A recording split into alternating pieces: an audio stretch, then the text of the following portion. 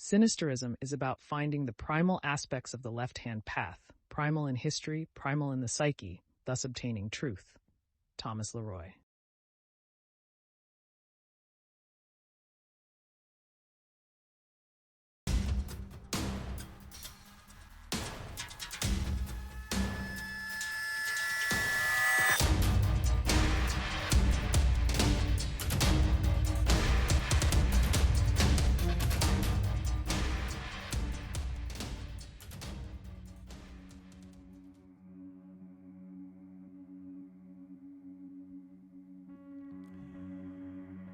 Greetings, my friends, and welcome back to your dose of sinister heathenry. But for those new to the channel, I'm Thomas Leroy, founder of the International Left-Hand Path organization, the Sect of the Horn God. The sect is an educational foundation created to not only make those with the black flame aware of its glow, but to also restore the shadow aspects to the ancient gods by going deep into the past, not only historically, but also psychologically. For the primordial depths of the psyche are limitless. So, if this sounds interesting, make sure to like, share, and subscribe. And if you want to learn more, join the organization, the Sect of the Horn God, at the link down below. Thank you.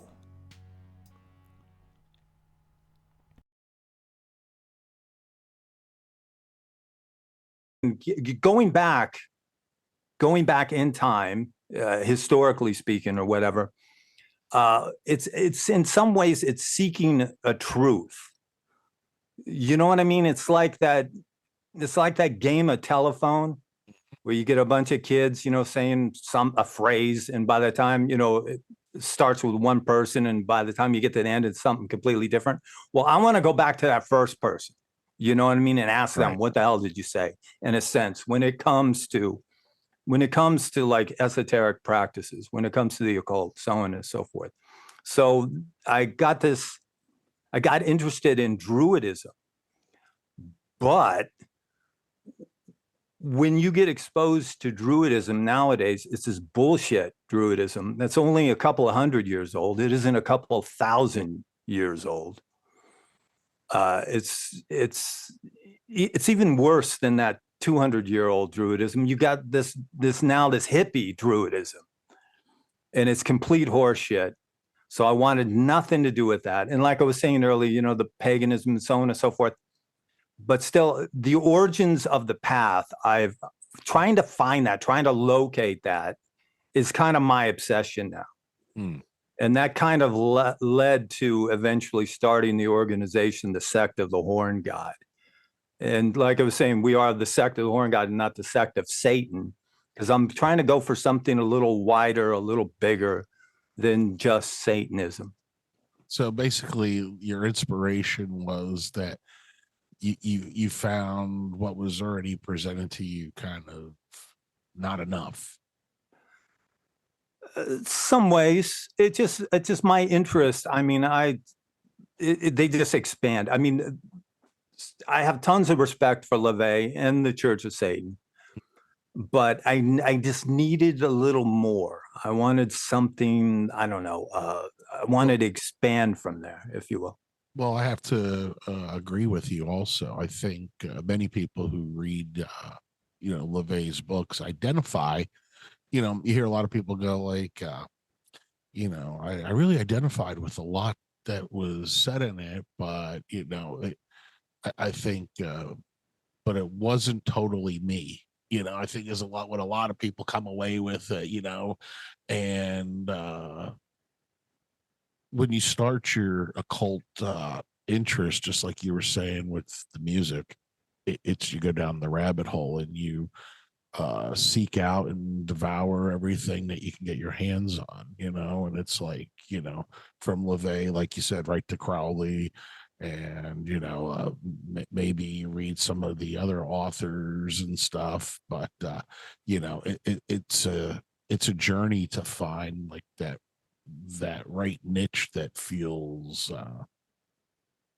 comfortable for each individual, personal, which feels personal for you, because the left-hand path is very much a personal path. So it's kind of it's appropriate to take from other sources than just following one. Right, and custom, and because it's something that we want to live, you want to make that experience as true, or or have it as resonate as much as possible with you. Yeah, definitely. Now, did your educational background or any career experiences contribute to being involved in the occult or wanting to start the sect? Like I'd said, I played in bands, and then I went to Hollywood and I did some bit parts, acting. The path inspires you to take chances, if you will. So like I was saying, I did the bands, I did some Hollywood stuff, and then I ended up in Northern California. I ended up getting custody of one of my daughters. So I moved to the country instead of having her go down to Hollywood, because that's no place for a teenage girl. And I ended up living on a winery.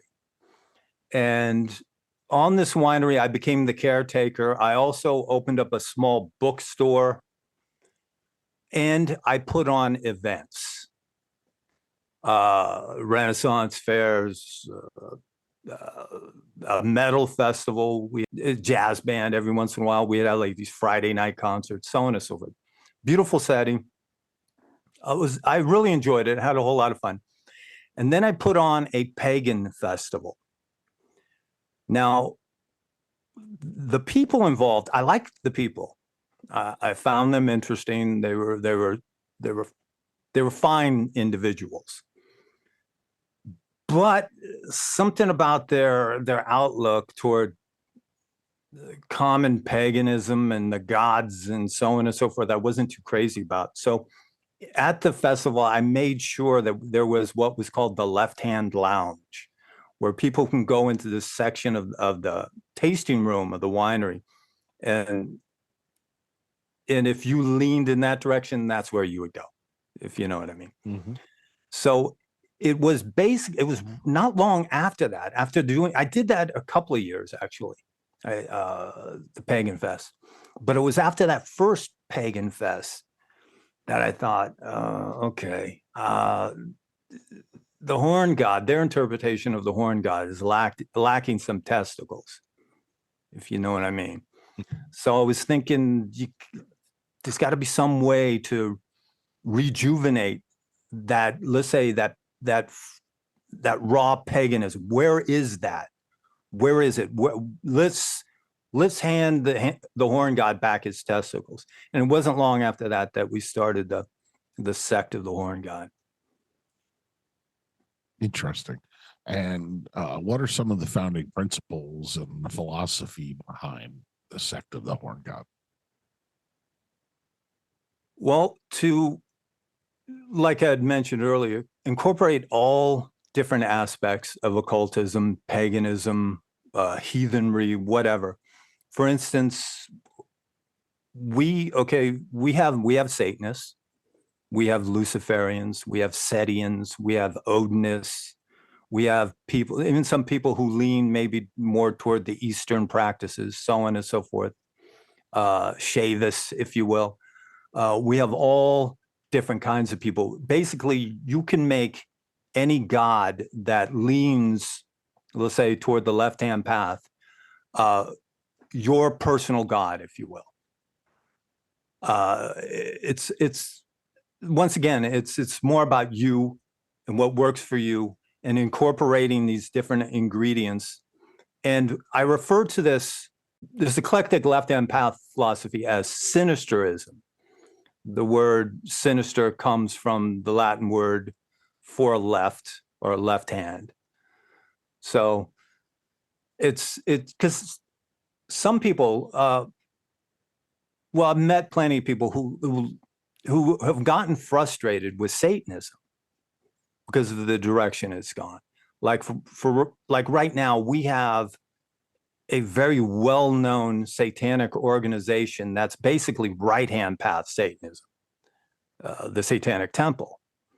Their emphasis isn't on the individual, it's on the collective. and trying to make an impact upon the status quo.